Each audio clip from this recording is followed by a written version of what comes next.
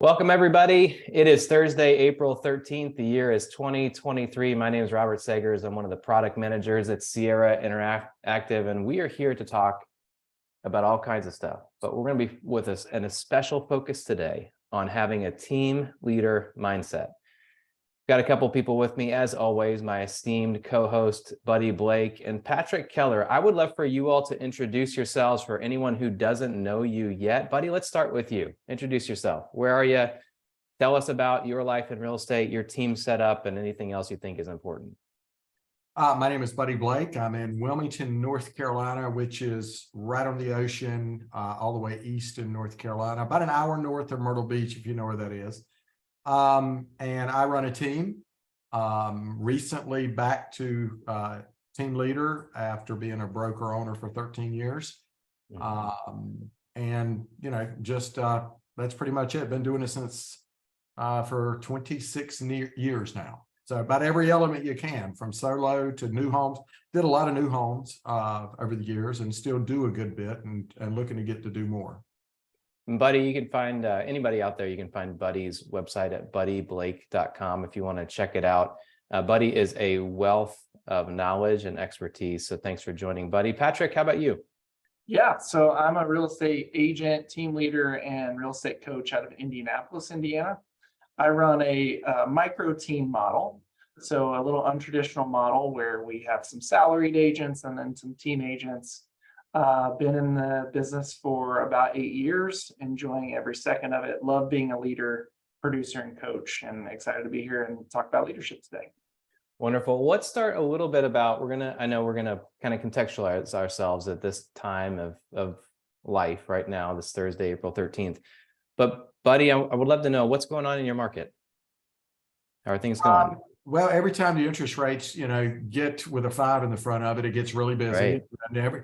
That's like the magic numbers. National Home Builders just came out and they said, if we could just keep it with a 5 in the front, we'll sell houses. But then every time, so it is, we're kind of at the slow stage again, but we just, we have the constant problem of inventory. People just scared to sell, don't want to sell. But just inventory. I mean, it's just a massive problem. Yeah. Patrick, how about you? How are things going in Indianapolis? Yeah, same market. It's just, it's a balanced, healthy market, I think. We have a very low inventory problem here as well. So when we do have listings, we have been seeing multiple offers again. And we've been seeing those at least half of the time. So our market is really springing here. We're pretty seasonal.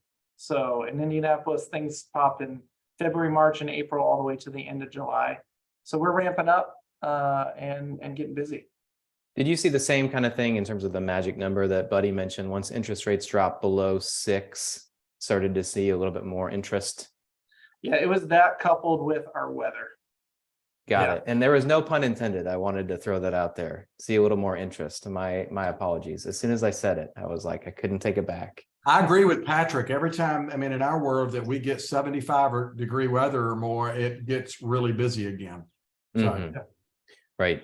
Hey, so I know there's a number of you who are watching, the folks joining on. Love to see everybody joining live. We'd love to get your questions as we go. Pop them in anytime. If you find the Q&A box already, I see Antonio saying hi.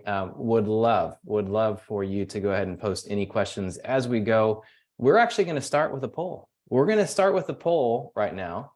And that poll is going to be, what is your biggest challenge as a team leader? You'll see that pop up. Recruiting and retention. Is it training? Is it motivating? Is it all of the above? Is it something else? You can let us know in the Q&A and let us know what your biggest challenge as a team leader is. Well, I'll start by just asking some questions of you all. Both of you, Patrick, you've been in the business for 8 years, Buddy for 26. You're both team leaders. You both have a pretty good amount of experience at this point. I would love to know, can you describe your mindset about leadership? I'd love to start with you, Patrick. What's your mindset on leadership? Yeah, I think that, I'll be really nuts and bolts. I think that it's impossible for a person to really lead a huge number of people And so I think that the best leaders typically lead about 7 or 8 people at most. I think proximity is incredibly important in leadership. And I think that being a team leader in real estate or any other business, you have to have a servant's mindset. So you have to look at these people as people that you can help, people that you can progress forward in their lives. You can create a trajectory of success in their lives. It's hard to do that for more than 7 or 8 people at a time. And so if there's anything that I believe in, it's close proximity, it's close relationships, and creating a trajectory of success for them, which also creates a trajectory of success for you and their families and our families and everybody. So proximity, success. Buddy, how about you? Proximity, but if it means what I'm thinking it means, getting people in the office again and being around each other and focused is a big deal for us. We're finding a lot more success with that. But I think that now I'm finding myself spending more time, leading by doing and showing first and doing it with them, leading from the front versus saying, hey guys, go get them. Let's do a Zoom and I'll tell you what to do. Because, there's less leads.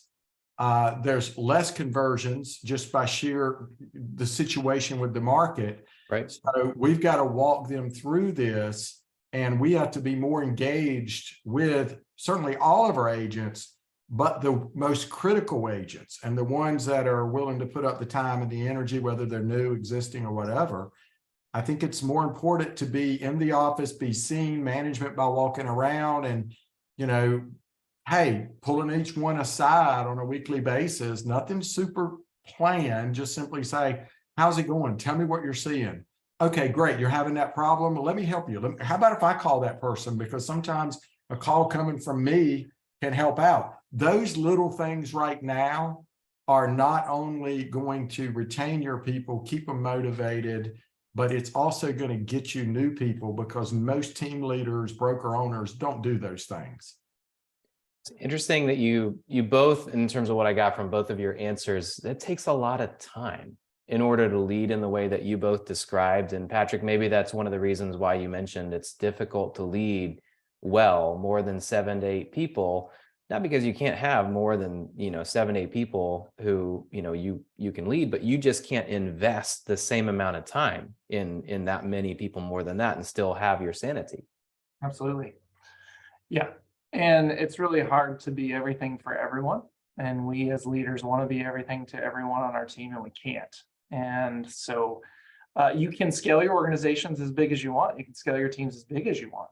But you have to you have to create leaders in which they can lead their 7 or 8 people, is what I believe. And that is your key to really creating a trajectory for everyone to be successful. I don't want to get settled too long on this, but you used the phrase servant leadership, which is a phrase that gets used a lot in all kinds of ways. You used it and you described it a little bit, Patrick. Buddy, do you ascribe to servant leadership as well?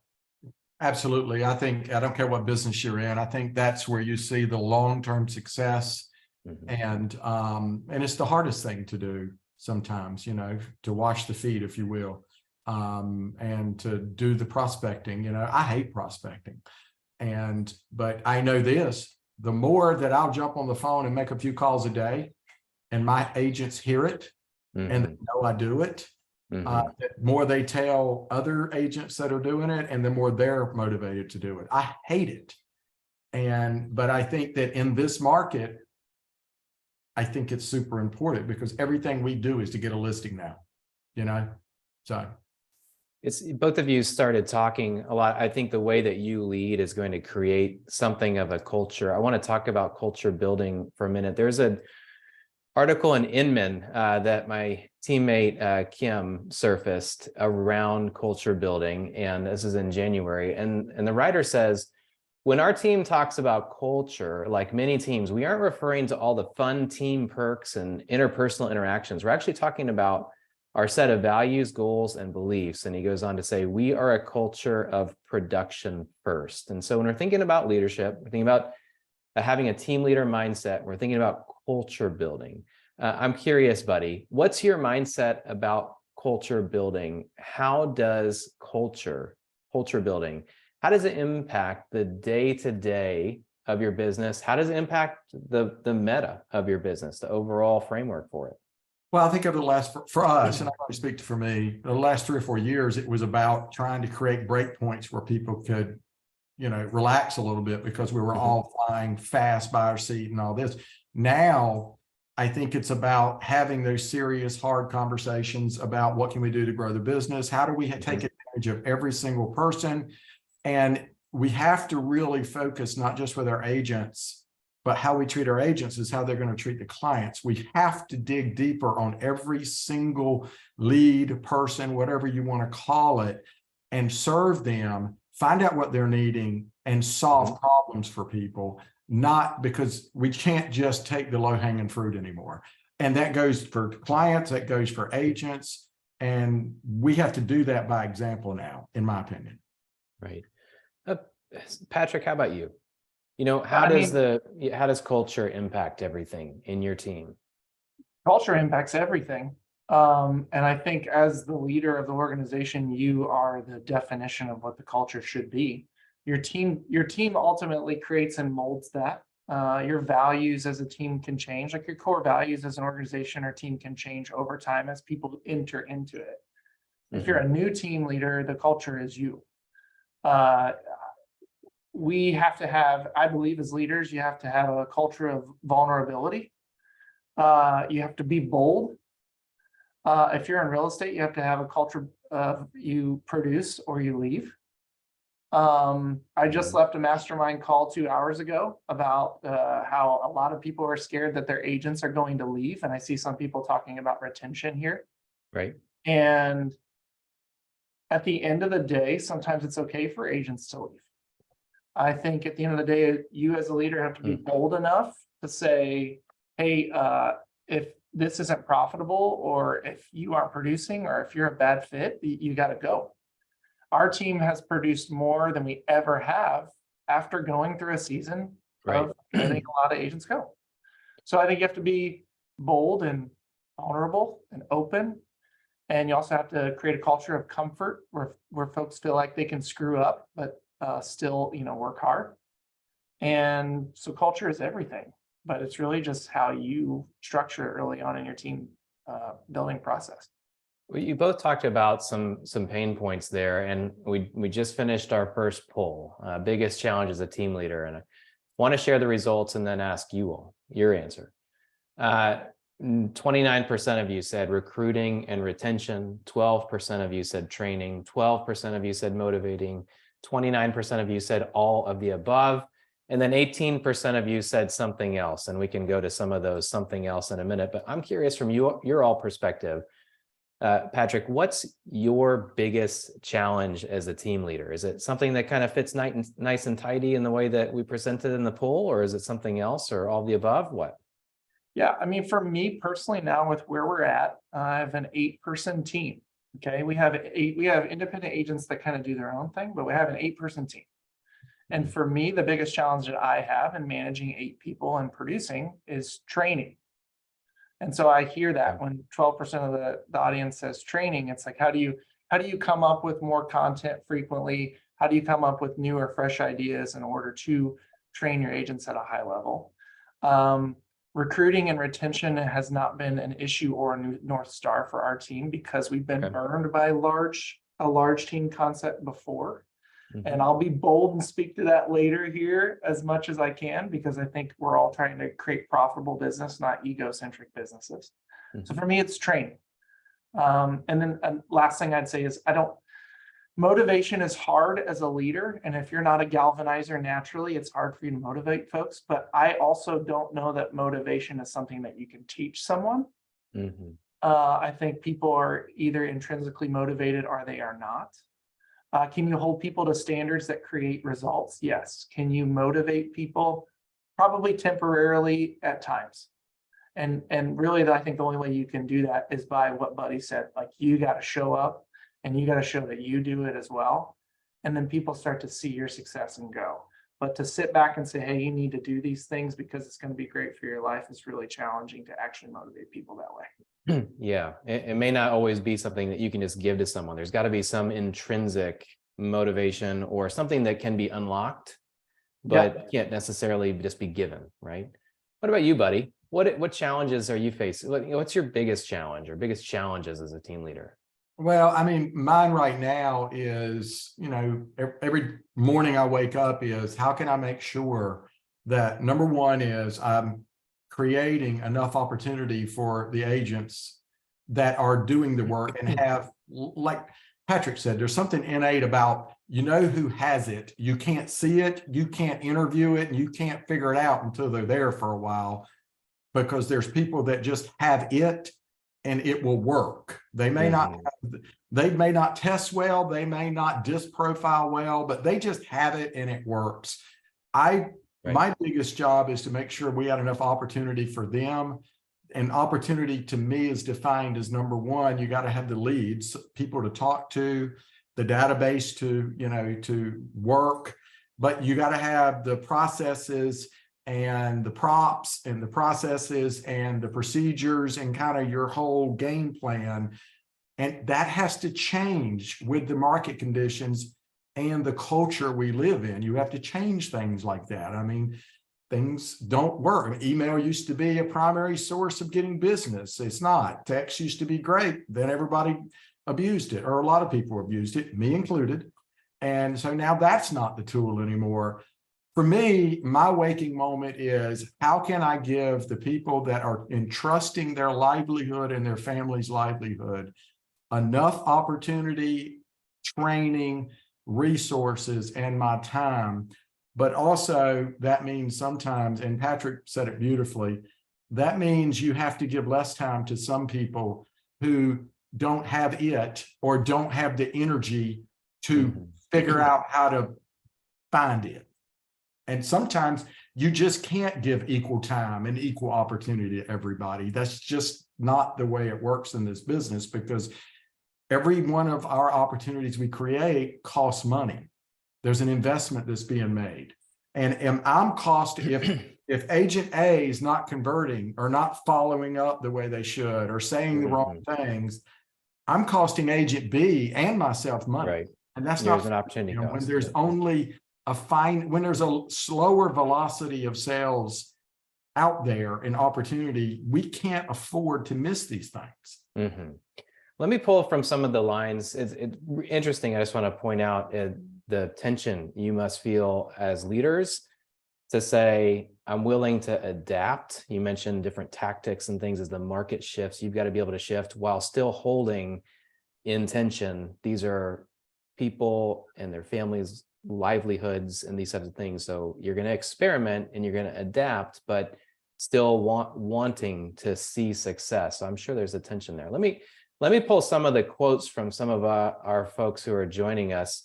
One person, Farah, says, getting enough quality leads is their challenge. Andrea says, our greatest struggle would be maintaining flow between onboarding, training, and ongoing mentoring so that SOPs maintain updated with updates based on changes made in procedures.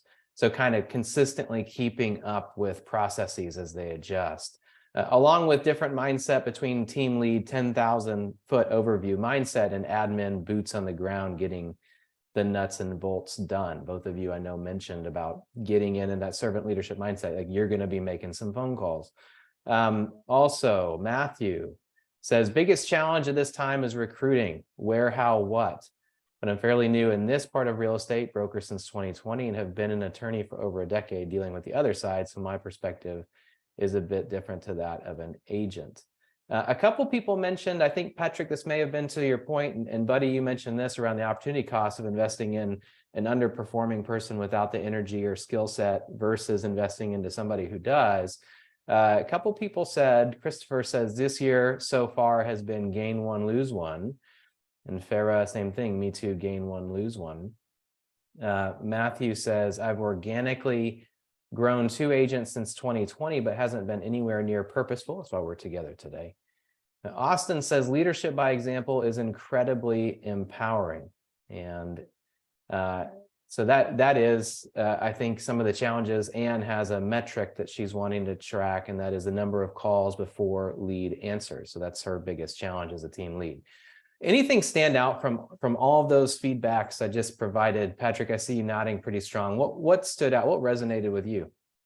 Yeah, so I can be kind of bold sometimes, but first I would say that team building isn't for everyone. And I think in our real estate world, a lot of folks believe that the North Star is having a team and building out this mega team. And there have been books that I won't mention that were just written with that purpose, right? Like, hey, you produce houses, and now your next step is obviously just to hire buyers agents and listing agents and just more and more people, and just fill the funnel and fill the funnel of agents, and then just build the mega thing. Guys, I coach people around the country. I talk to people all the time, and I can tell you that usually the more complex the team, the less profitable the team is, and the bigger headaches the leader has. And growth creates complexity. And so it's not always smart to build a team. You can build teams in the right way and keep them small, or you can build teams in the right way and keep them big. You just have to make sure that you're not leading too many people yourself. I could go on here, but somebody was mentioning about like leads and fairness and equalness and those kind of things. I also believe that providing leads to everyone on a team just as they come in may be irresponsible, for us as team leaders. So we believe that we have a whole team tier structure that I'm happy to drop a drive link to, that agents on our team don't earn leads until they've earned leads. Leads cost all of us a lot of money. And we believe that our recruiting value proposition nowadays is leads and only leads, because people are looking for leadership and they're looking for leverage as well, and not just leads. And so if you're thinking as a team leader, how do I get more leads for my people? I would challenge you, whoever said this, like audit your system and see how many missed opportunities you already have. Because I would assume that there could be a lot. And then also just like real quick, somebody said, one person's coming in and another person's coming out. We have a lot of people in this industry that are like, hey, business is down 30 or 40%. So I've got to bring 30 or 40% more agents in. I'm going to tell you every single time, if you've got a team or you yourself, if you're a racehorse, if you keep bringing donkeys into your stable, you're going to slow everybody down. So it's more important to go get a racehorse and take the time to find a racehorse instead of trying to bring 10 donkeys in. Yeah, I mean, that's a great point, Patrick, around, I mean, it's not just the real estate industry, but just generally, if you want to protect your culture, you want to be, grow your team in the right way. You said you could grow it in the right way and keep it small, grow it in the right way, make it big. This common denominator in this sentence is growing it in the right way. If you want to protect your culture, if you want to protect your team, you gotta hire wisely, right? You've got to bring on the right people, and not the donkeys to run with the racehorses. Buddy, did anything out of the comments that we read, anything resonate strongly with you, or anything that you just really disagreed with? Well, I don't disagree with any of it. I think it's common problems, and depending on your stage of your team and where you're at. But I think Patrick's right. There is no perfect way to do a team, because when I owned Remax offices for 10 years, and there was a lot of single agents who had an assistant or two, and they were making 7 figures, and almost all of it was pure profit. So from a percentage side, in some markets, some situations, that can be the most profitable. Don't just get hung up on the team. But I will also tell you, if you're running a good team and you're doing enough cross transactions in a market like this, you should be having agents at other companies right now that are struggling, that are calling you. And your agents, just by the way your agents are talking with them, if you're not getting those ups just from that, then either your agents aren't happy and transferring it out, or something's wrong, because there's a lot of agents struggling right now because they simply don't have guidance. They don't have real world mentorship. They don't have lead opportunity. They just don't know what to do, because in the last 3 or 4 years, they didn't have to do anything except sit there. And I tell you one thing we got hung up in, all our new agents, we're bringing them in because we're getting all these buyer leads coming out the yin yang, when everybody was moving for COVID, trying to get to the coast. We had to throw people, we made the mistake and brand new agents putting them on lead flow where they're getting leads. Absolutely what Patrick said. It was the worst thing we ever did. I have no idea what that cost us. We didn't make people earn the right to get better leads or ISA qualified leads. We just kind of tried to play the equal opportunity provider of lead, and it just doesn't work that way. I mean, if you play baseball, if you're the best on base guy, you're going to lead off. Okay, they're not going to put you batting eighth. That's just the way life works.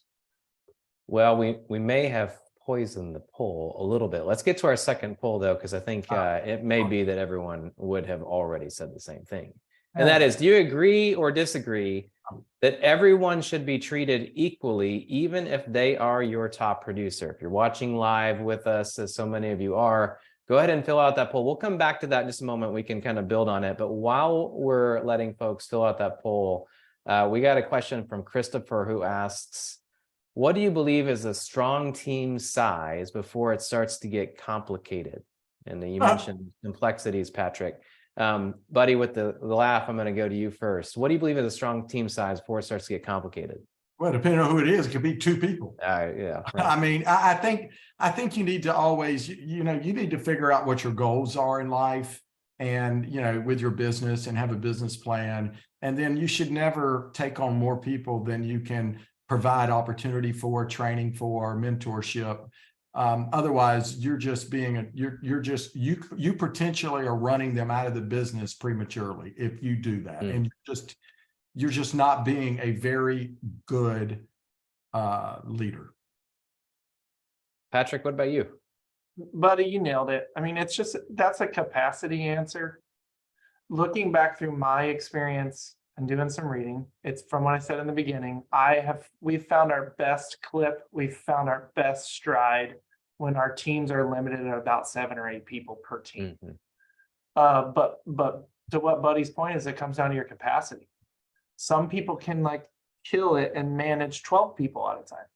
Most people cannot, but some people can only manage 2 people at a time. So Christopher, I hate to give you kind of like a gray area answer there. From my experience and from talking to others, it's usually about 7 or 8 people. And I've done that twice myself. I had a team of 7 or 8. We killed it. We grew to 35 and things got crazy complicated. We scaled it back down to 7 or 8. We're killing it again. So that's just my personal experience. Can I jump in on something too? Do it, buddy. And I learned this the hard way. Just because you're a really good real estate agent and a good salesperson doesn't mean you're a good team leader. And just because you're a good team leader doesn't mean you're a wonderful broker owner. I learned that the hard way. I was really good at team leading as an agent, but I absolutely was horrible at being a broker owner. It took me too many years to realize that. And then you have to kind of go through these cycles of rebuilding. There's nothing wrong with being a really good real estate agent and making a really good living, or a team leader that has 3 or 4 agents. I mean, like Patrick said, our sweet spot, every time we've gotten over 12 people. Now, keep in mind, a third of our force is new homes people that are on site. So it's a little different animal. Okay. But, and there's something about that 12 number about that is my max capacity. That is my tipping point. More than 12 and I'm done. So. So our friend Scott says, kind of jumping on that as well, I don't think agent count can be defined. The complexity comes from the layers you add between you and the agents. Additionally, with staff, if you try to take tasks away from agents. And both of you mentioned, one of you said around capacity, maybe both of you did. And then both of you also, well, Patrick or Betty, you mentioned, depending on the people that you've got, your agents, it could be just the 2 of you where it starts to get complex. And that kind of comes back to hiring the right people and building the right culture and this type of a thing, so that every day isn't just a lot of drama. I'm curious if we can get the results on our poll. The question was, everyone should be treated equally, even if they are your top producer. And we are. So 27% agreed that everyone should be treated equally, even if they're a top producer. 73% said no, that's not the case. Buddy, what's your answer? Well, Everybody should be treated I equally or think not? treated is the wrong word. Okay. We should treat everyone with the respect and the opportunities of training and things like that. But that doesn't mean that they're going to get the most times to drive the car. I'm sorry. Okay. Right. But we can treat them equally and as wonderful people. But really, what happens beyond that is how they reciprocate the treatment, the engagement, and taking the ball of what we give them and running with it. I appreciate that insight, and I think that's right, because that comes back to culture, right? And your leadership mentality. Patrick, what about you? Buddy nailed it. I mean, our team by design, we're not equal, but we're fair. We are kind to everyone, but we will give a disproportionate amount of opportunity to somebody who's earned it. Absolutely. So you're in terms of your character and the way you're treating people, it's going to be the same across the board. Treating with kindness, graciousness, a culture of you can make mistakes, this type of a thing. But then that doesn't mean that everybody gets the same lead flow. Everybody gets the same opportunities and things like this.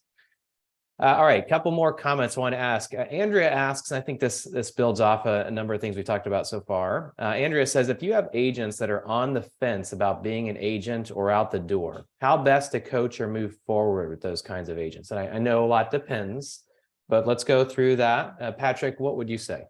Yeah, so if this is a situation in which they're just quitting, different. If this is a situation where they're going to another brokerage, I always like to employ something that's called like resentment circles. I don't know if you guys have heard of this, but people come in and they say, hey, I'm thinking about going to another brokerage, or I think I'm going to quit real estate, and so I'm ready to move on. And as a leader, it's really important to say, okay, let's do this. Let's talk about it. I want you to tell me all the things that you're upset about. I want you to tell me all the reasons why you want to move. And you write each one of those reasons down one at a time, and you circle each one, and you build this giant circle, and you do it in front of them. You do it on a whiteboard. I've done this. I've had agents that have come in and done this. And typically what you'll hear is, well, I'm just not getting enough opportunities here, or I'm not getting the production that I wanted, not selling the amount of homes that I want, those kind of things, or I'm not getting the at-bats that I need. And then you write each one of those down, and you say, okay, well, let's go back and look, how many opportunities have we provided as a team to you, XYZ, we've got these. Okay. Here were the standards that we had set on prospecting. Here were the standards that we set on calling. And these were, the weeks in which we saw that those standards weren't being met.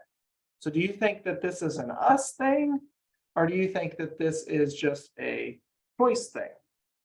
And usually you'll find that it's usually a choice by them, and they're just looking for greener grass. So then at the end, if there's somebody that you want to keep, if you're somebody that you really believe has a trajectory of success, you're like, either I've done a very bad job of holding you accountable to these things, or teaching you how to do these things, or you just haven't done them yet. And which one do you think it is? And they'll usually say, well, it was me, but a little bit of both. And you're like, okay, so can we come up with a plan for the next 90 days where I do a little bit better for you and you do better for me, and we'll reassess it in 90 days. If this is somebody that you want to keep around, that's a really good exercise to do. Because right now agents are pulling from everywhere, and they're seeing greener grass everywhere, and they're trying to create solutions in their mind that aren't real solutions. And it just helps to have a coaching session with them. Yeah, and that's really good, Patrick. I just want to say that it's helpful because that exercise, the resentment circles, and I've heard that once before, and so appreciate you bringing that up, because I'm guessing not many people have. I've only heard it a few months ago, and what the real value behind it, I think, is that it brings a very courageous and real, transparent conversation where things are put out there. And you can now work from a common understanding to say, are we working towards something together or not? And I think that's the real value of it, to be able to move forward together in that way. Buddy, what would you say to somebody who's got, an agent who might be is really wondering if they should be, out the door? How do you move forward with folks like that? How do you do it? I've just been dealing with that a few weeks ago, and I'm not going to go into the details, but the conversation is around, I think for me, it starts with a life conversation. Tell me what's going on in your life. Tell me what you need to live on. Tell me some of these things. And this is more or less for newer agents that, just aren't making a lot of sales yet because they're newer. And, you got to be, I feel it's our obligation as leaders, not only to train everybody to be superstars and all this, but it's also, if we see it not working, I think it makes sense, because what I said is maybe you need to go somewhere else that has a better concept that I don't know, or quite honestly, from what you're telling me, you need to go somewhere where you can get a consistent paycheck and you can get some insurance and you can possibly get some things. And you can move your license over, in our case, to a referral company, where that way you didn't lose all your effort. And if you come across somebody needs to sell something, you can still get some gain out of it. But don't waste the opportunity when there's jobs to be had, because you're telling me you need to make, one of the first questions I always make, what do you need to make to live on this year or next year? And if they tell me they need to make $75,000, and I don't see them making 30, I think I owe it to that person to be extremely honest with them. Now, that sounds horrible, but I will tell you, I've had people thank me, because sometimes they get angry, they go to another company and they just do it in spite, and they really crank it out, which is great. That's what it took for them to do it. But many times they'll go over here, they'll get a little life experience, and then the market will shift around and they'll re-enter when they're better set up financially. Because if they're not set up financially to go through market shifts, when there's simply less houses to be able to sell, they're going to be the ones to real struggle. And I think we owe honesty to them. Even if it's incorrect, I think we owe it to tell them what the best thing for them to do, not the best thing for Buddy Blake, which is, hey, hang your license here. Maybe you'll stumble on 2 or 3 sales and I'll make $10,000.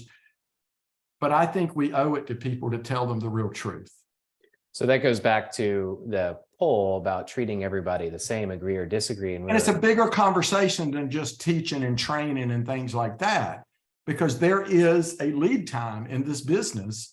And it's really hard in my little market to go from 0 to $75,000 of your income. Well, so the common way of treating everyone, with everyone, you're going to be honest. Our friend Carson says everyone should know where they stand in a company, and I think the clarity there and the honesty and transparency is really helpful as well. One thing I was taught a long time ago, it's actually a broker told me, he said, every day you hold on to somebody for the wrong reason, that could be the next day, could be the day that their life opportunity pounced and you kept them from it. Yeah. And you've got to have, I think, a certain amount of unselfishness to be able to have that kind of a mindset to say, sometimes there are better opportunities or better situations for you out there, and kind of helping them into those better situations. Anne says, if you are growing a team, you need to A, have the support and leadership to help. B, you need to make sure your hiring and firing standards are set up from the beginning. And C, new hires, you need to have a strong training and get them off the ground quickly. It weeds out the donkeys from the racehorses, going to your point there, Patrick. They aren't on the team until they get a certain number under contract and graduate your new hire program. I want to build off that and say this question.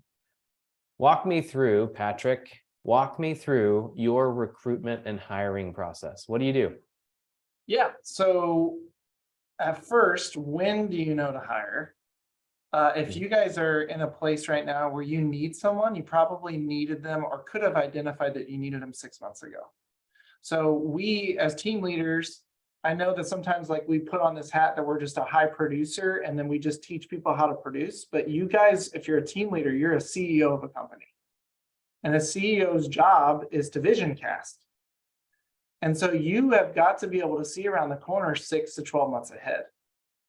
And so you need to be thinking monthly or quarterly, who is the key person that we need to hire 6 months from now. And the reason I say 6 months is because we take our time in our hiring process. We have a 9-step hiring process, and I'll tell you guys exactly which one, what it is right now. But we're not just bringing every donkey in, right? We want to hire one racehorse every single time. So depending on the position, whether it's admin or an agent, in our world, we hire salaried partner agents to start. We put a wide net out there at first. I will tell you guys that the best hires I've ever had came from my sphere. So if you know someone that would be a good fit in real estate, you go there first. But if you don't have anybody or you've tried that, you got to cast a wide net. So we use Wise Hire and we post the position there. After that, we get all of our applicants for that position. We have what's called a career night. So we advertise a career night. And so what you're doing is you've got this huge funnel. You got all the people that applied, and then you said, hey, the next step in this is if you want this job is you got to come to career night. And then this proportion of people will come to our career night here. After they go to career night, we give them homework at career night. Hey, you got to do X, Y, Z, and you got to do it by this date. And whether they turn it in or not, it makes that funnel smaller, right? So we're like putting roadblocks in the way of finding our racehorses.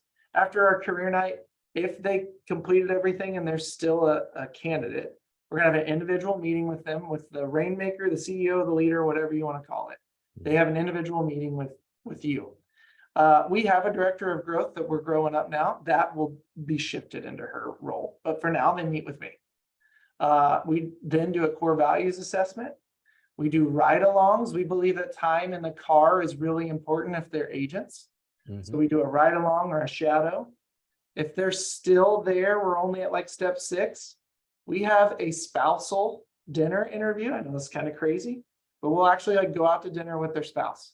And we'll tell them, hey, here are the expectations of this position. I want you to be clear of it too, spouse, because you got to be supportive of what we expect of this person so it doesn't create any problems in your family. After that, we do a team interview. If the team interview goes well, we do a skills test. We want to literally like teach them how to do the job, see how well they do it. They're not going to ace it every time, but we want to see how well they can like bounce back from adversity, because that's what we have to do in this business.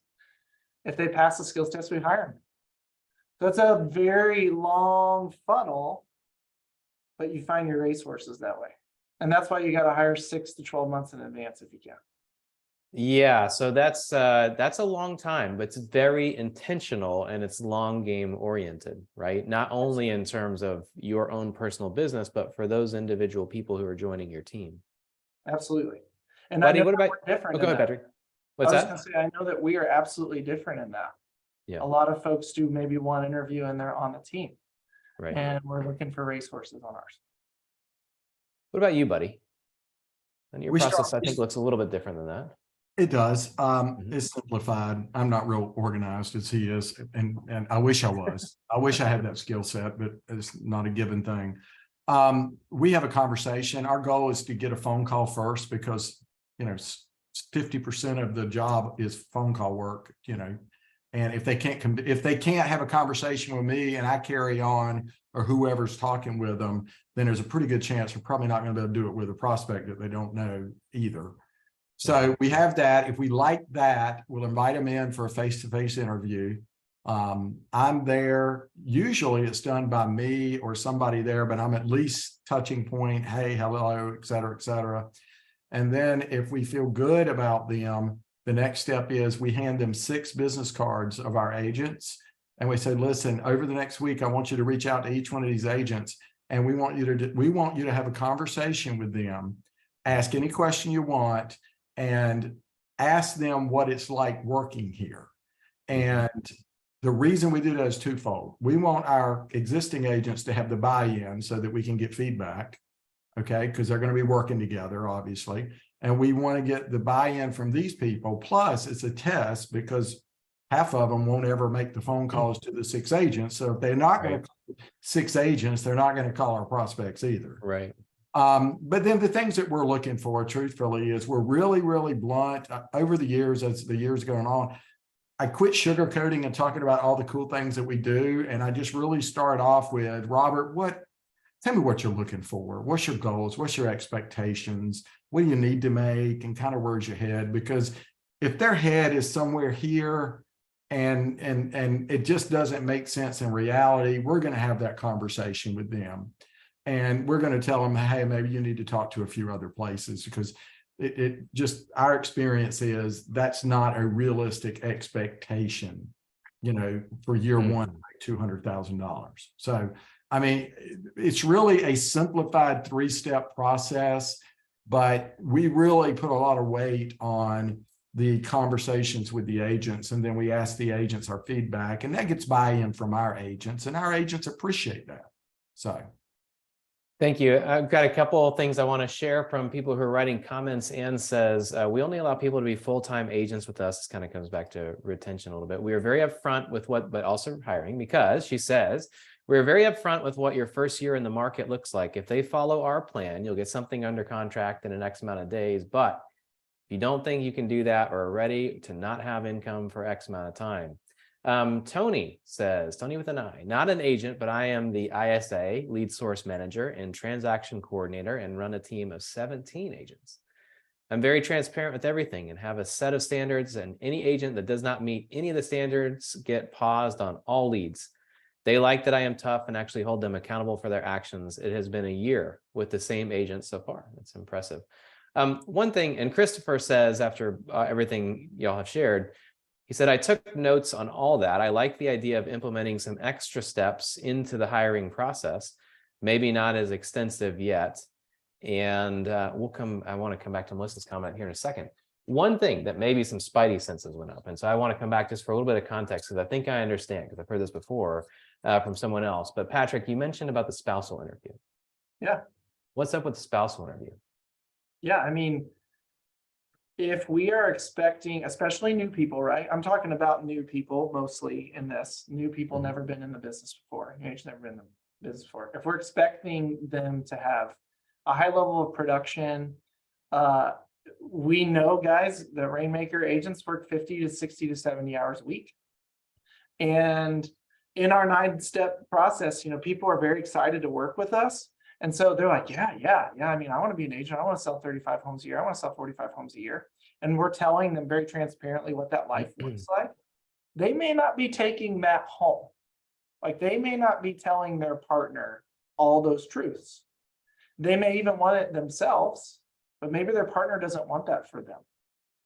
Right. And so this is especially really important for ISAs and agents to say, hey, you're meeting so far, you're checking all the boxes in our interview process, but hey, we want to go to dinner. My wife and I are going to go to dinner with you and your wife, or you and your partner.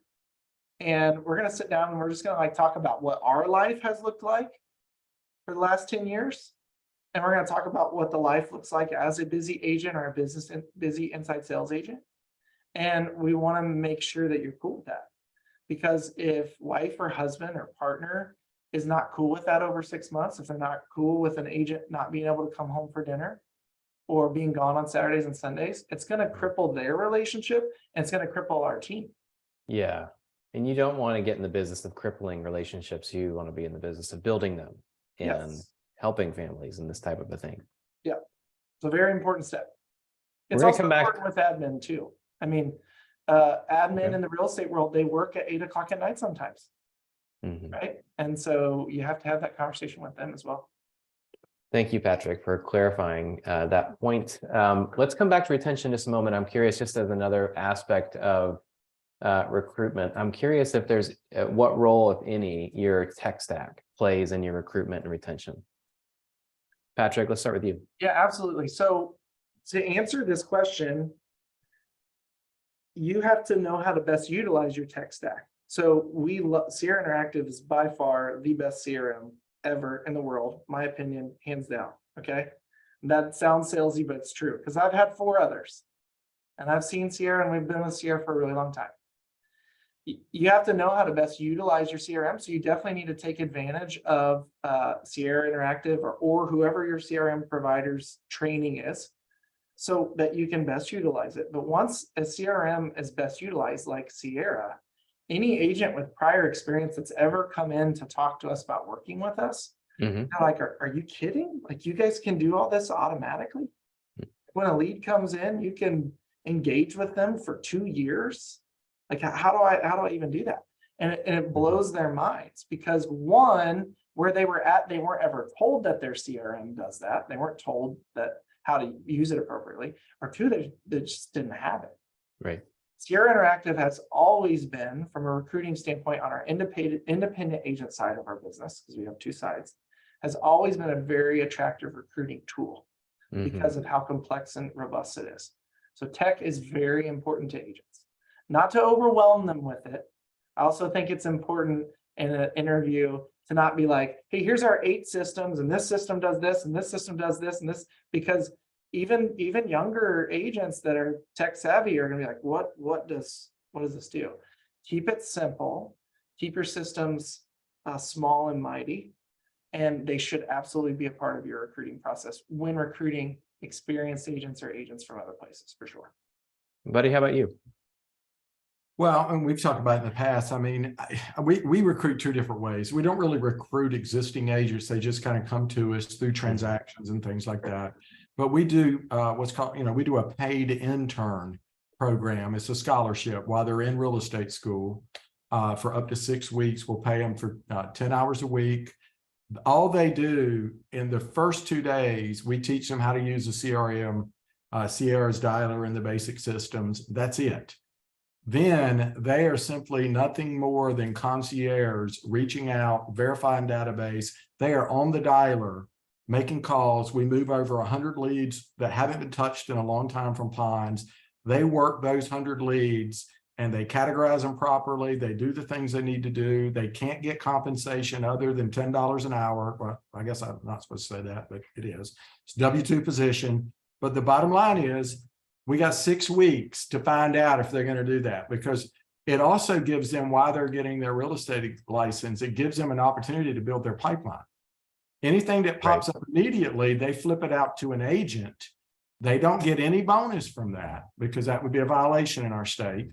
But I will tell you, the ones that go through it and they make those dials every day and they build those relationships and then get to the point where they've their goal is to take 100 old leads and we start them off as qualified. We move everything to qualify, because we all know that leads that came in 5 years ago, what they said back then has nothing to do with life right now. So they call and they call. We don't teach them how to text. We don't let them to do anything except call. And they're calling these people, classifying them out, setting up the alerts, doing all these things. But the way we get them is in North Carolina, in most states, whenever you sign up to start taking your license at a real estate school, you can purchase a list of people. Now, some of them have emails, some of them don't, but you can get them by scrubbing them through a couple of different resources to get the third-party appended data. But we have very good results with that, because when somebody gets in the business and they're able to go tell their spouse or whoever they're getting in a real estate business, I know it's only $10 an hour, but that gives them subconsciously an edge for us. I'm getting paid to be there. Right. You know what I'm saying? In their mind, they're not getting paid much, but they're getting something versus nothing. But while they're in real estate school, keep this in mind, they're telling all the other people, especially now that we're back into in-person real estate school, they're telling everybody else in that school about working over at our place. Let me tell you what we're doing. I had 5 conversations, because I can assure you these other people aren't doing it. And it has been the best thing that we've done. It's hard to turn on it. We have to turn it on and off because it can get overwhelming. We made a mistake of hiring 6 at one time, and I lost a really good employee that kind of was overrunning it because we were trying to do 6 at once. And, I became a legend in my own mind at that time, and it didn't work well. But that is a great program. They're not talking about selling houses. They're verifying the data.